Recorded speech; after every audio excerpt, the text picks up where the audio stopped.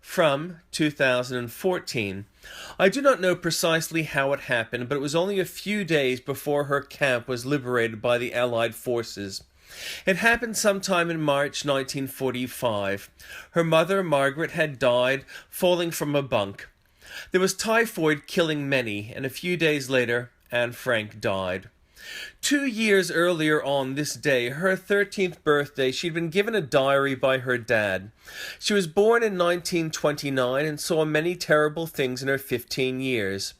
My Dutch Jewish family had been located in Amsterdam too. The only survivor of the Holocaust in my family had been a member of the resistance. Another lived in a house similar to one which Anne Frank's family had hidden, but he was alone and went mad. They killed a 15-year-old girl, they killed her family, they tortured her, but her spirit, indomitable, survives. She wasn't the only child to be murdered by the Nazis. Another young girl is referred to in the documentary The World at War. She was ordered to strip naked in a mixed crowd, but her modesty kicked in. She joked with a few guards that she was a virgin. They pulled her aside, beat her, and then made her strip. Some old folks shielded her, and they were all gassed that way. Once dead, any gold teeth implants were removed, hair was harvested for material, and the bodies dumped in a mass grave. It wasn't for her religion. Anne was not particularly devout, but might have become had she been able to make adult choices. The cruelty and callousness was not sanctioned by Christian churches, although infamously they had turned their backs at senior levels. Many fine individuals worked despite great peril to save many, but not enough. They killed a 15-year-old girl.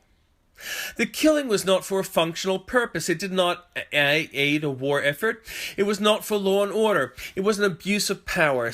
Many had admired the abuse of power as being efficient and effective, but they were wrong. It wasn't noble. It wasn't smart. A high price was paid at defeat, but the high price was not proportionate. There was an unsettled debt. They killed a 15-year-old girl.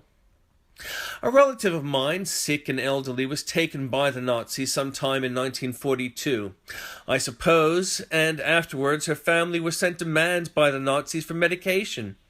But it is thought they had already killed her. They killed a sickly old woman and a 15-year-old girl.